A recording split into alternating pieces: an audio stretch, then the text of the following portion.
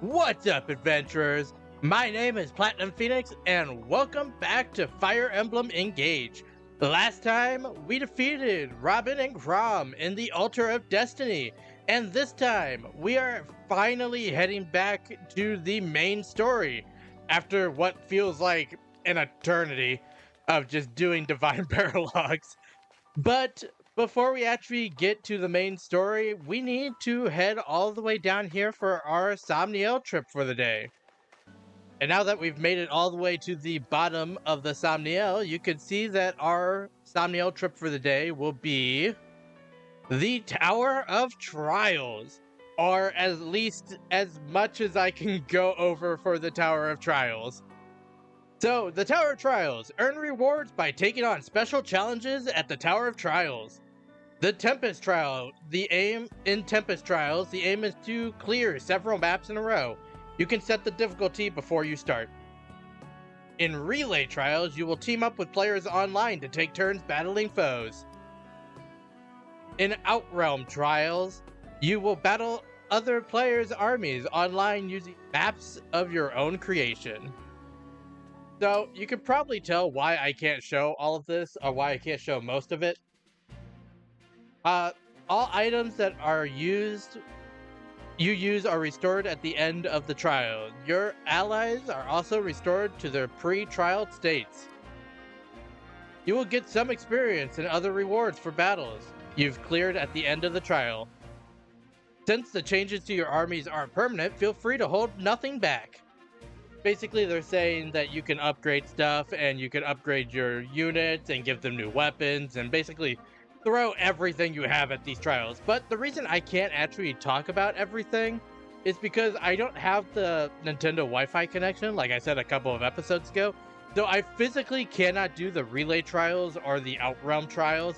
I don't think it'll even let me select them. Yeah, online features are currently off, so I can't even select them.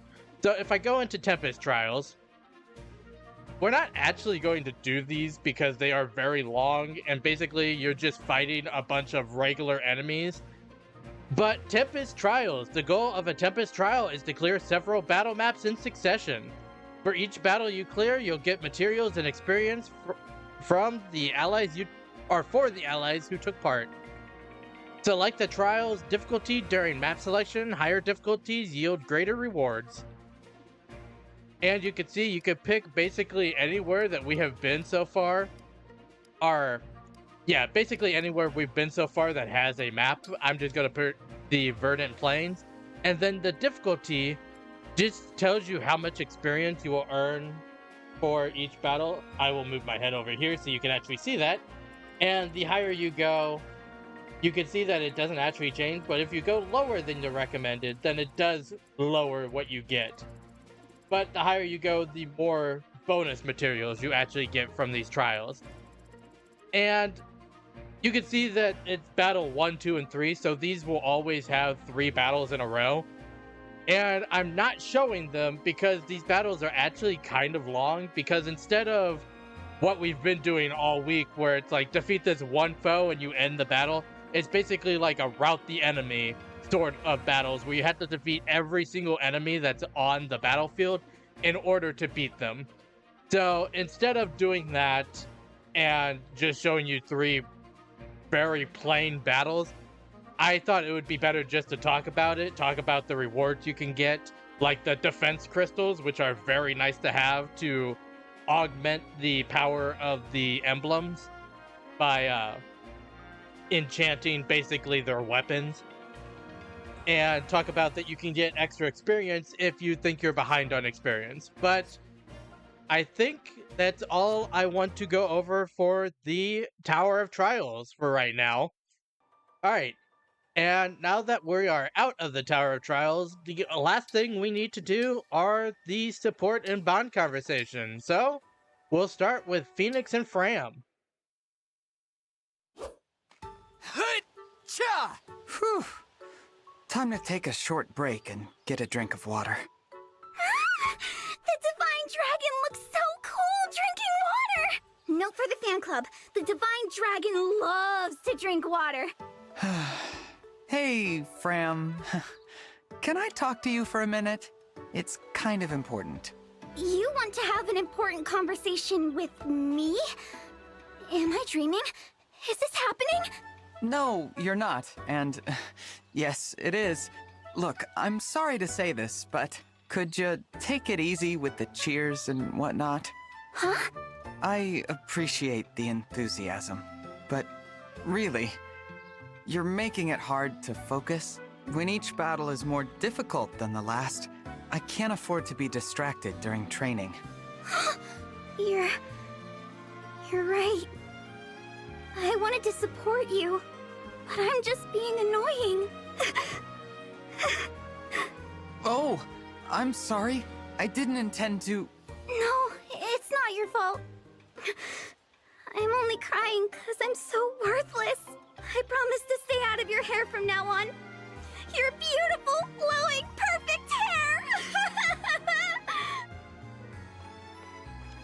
Aw, Fram. Princess Ivy, we've got to stop meeting at this hour. Prince Alfred, is it not past your bedtime? Oh, I'm not up late. I just got up early this morning. I am not sure this hour is sufficiently late to qualify as early. So what are you still doing up, anyway? I couldn't sleep. I think it would be even harder to sleep out here, with it being so bright and all. No, I prefer it here, actually. Strong wind tonight, isn't it? Sounds like a howling ghost the way it blows through the trees. What are you suggesting? You can be straight with me, Princess Ivy. You were scared to be alone in your room, huh? How dare you? Hey, there's no shame in it. The wind scared me too. When I was a kid, I'd crawl under the sheets and stay there all night. I am no child. When you get creeped out, think of something fun instead. You'll be asleep before you know it. That's what my mother told me. After that, I slept like a log every single night. I will return to bed.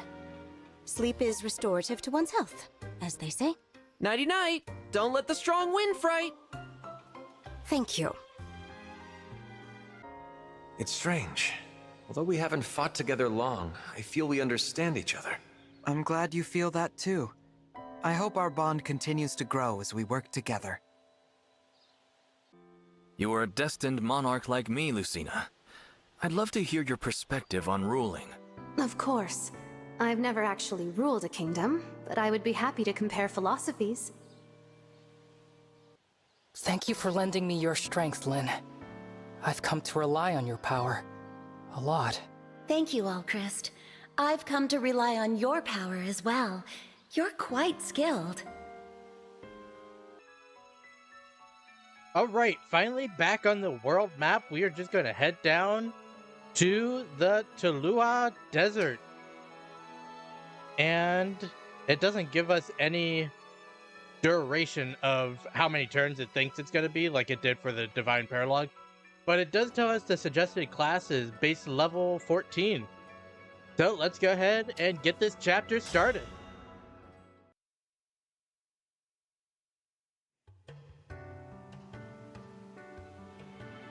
So, this is Solm. It's very sandy. The Queendom's land is covered in deserts. I believe this one is called Tula. And as you've no doubt noticed, it's much hotter than in Elusia. I fear I may melt. What now, Divine One? We'd better head straight to the palace. I just hope the hounds haven't gotten there first. During my time in Elusia, the four hounds did pay a few visits to Solm. But they came back empty-handed each time, so I expect the palace is unharmed. Thanks, Ivy. Pretty handy having an enemy as a friend. I will choose to take that as a compliment. Which emblem ring was entrusted to Solm? The Radiant Hero. Said to be among the most powerful. Needless to say, it would be quite a boon. Sounds like exactly what we need right now. Let's get going. Let's see. Which way to the palace again? Divine One, I believe we passed that enormous rock earlier. What? Really? All this terrain looks the same to me. I wish I could help. My knowledge of Solmic geography comes only from maps. Wait a moment. Prince Alfred, Prince Diamant, your nations are allied with Solm. Haven't you gone to the palace before? I did, but quite a long time ago. I don't remember the way. I traveled from Firene. I've got no clue how to get there from Elusia. So none of us knows where to go. All right, I'll say it. We're lost. I'm afraid so.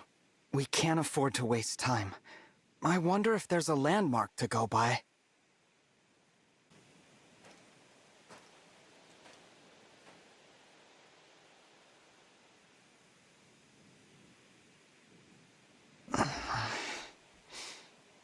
Hey, you don't look like you're from around here. What's with the outfits? Sorry, I didn't mean to startle you, but I took one look and thought to myself, they are lost. And, who are you? Who am I? I'm the guy, here to keep the peace in Tula Desert. Call me Fogado, yeah? As captain of the Sentinels, it's my duty to help people in need. You find folks need a hand, just let me know. Thanks for that. As for myself, I'm the Divine Dragon, from Lethos. Wait, yo? You're telling me the Divine Dragon is here, in my desert?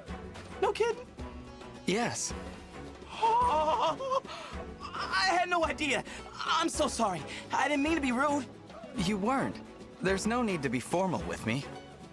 Didn't expect you to be casual. That's cool. But hey, what brings you all out to my piece of the world? We're on our way to Solm Palace, but we don't know how to get there. This is your lucky day. Come on, just follow me. If I know how to get anywhere, it's the palace. You don't mind?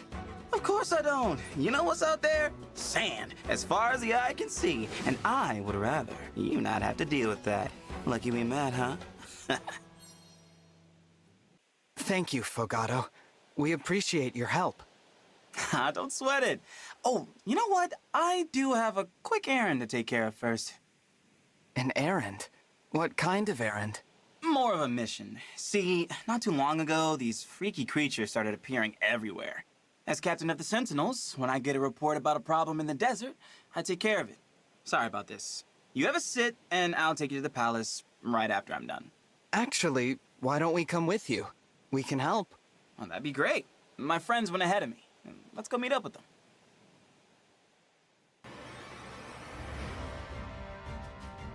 The problem's even worse than I expected. Hey, there they are! Pendreo! Brunei! Fogado, you're late. I was starting to think you wanted us to die out here. With any further delay, these creatures would have made a meal of us. Sorry about that, fellas. But hey, I brought help. Help? What do you mean, help?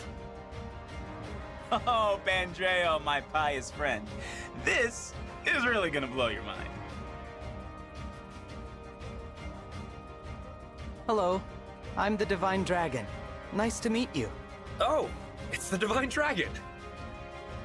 The Divine Dragon? Hang on. What were you thinking, bringing the Divine Dragon here?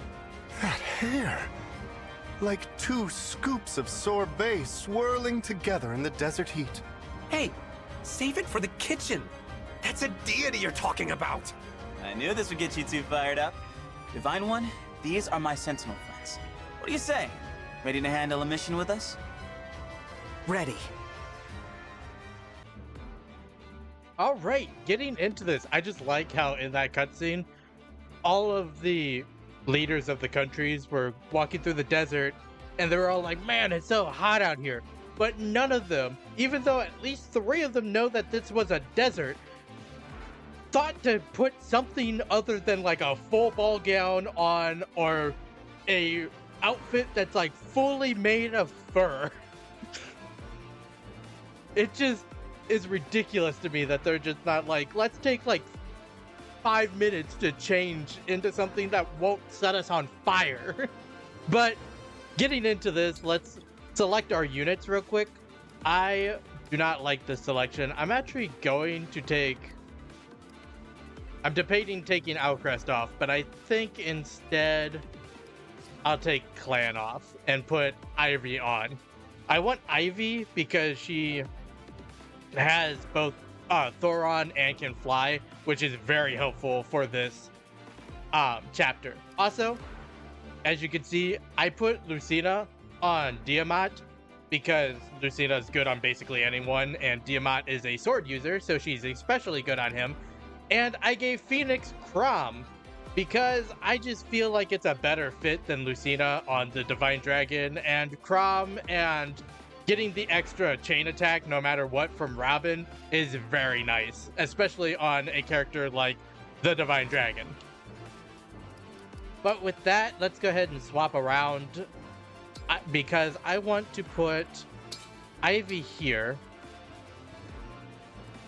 I think I'm going to put... trying to get this to a place where I can end this as quickly as possible, and I think that's the formation I want.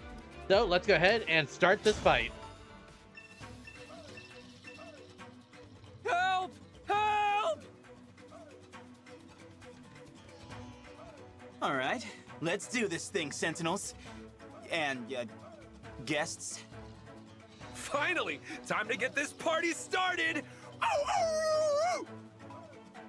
I will serve up a most deadly dish. Before I forget, watch out for those patches of quicksand. That stuff will really slow you down. Alright, and the big thing for this chapter is the quicksand. Quicksand is a terrain type that greatly reduces movement when a unit leaves the space. Avoid quicksand when possible to maintain your mobility. So basically going into quicksand, you don't lose speed, but if you're in quicksand at the start of your turn, then it greatly reduces your speed. And I'm going to show that off immediately by basically diving straight into quicksand. This chapter actually technically has two different win conditions, even though they're both technically the exact same type of win condition, they're just different times. Ready and able. Basically, I'm actually going to engage right here so I can move a little bit farther. But basically in this chapter, if you take too many turns, then the enemy will call in reinforcements, and you'll have to take out all of those enemies as well. But if you're able to defeat all of the enemies within the, I believe, 3 turns before they call in reinforcements, then the chapter just ends and you don't actually have to worry about even trying to deal with the reinforcements. I'm just going to bring you forward just a couple of more spaces.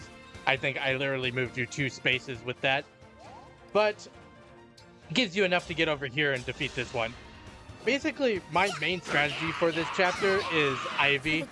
Because she is so fast and is a flying unit, plus I have Camilla on her to make her even go farther, she can get to the back lines and basically take any hit that anyone would throw at her, which is very nice and makes it so that she can basically deal with the entire backline by herself.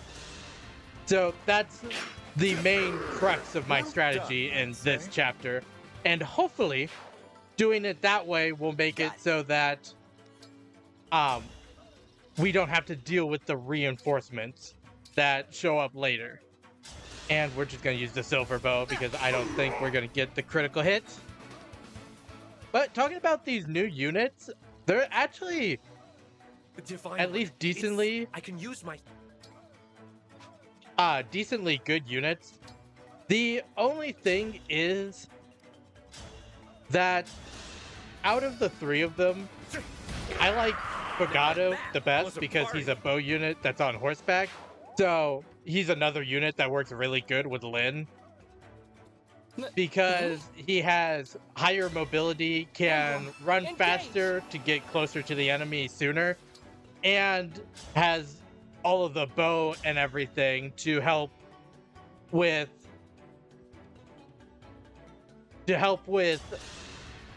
the damage that Lyn can do once she uses her Astro Storm. A good wind.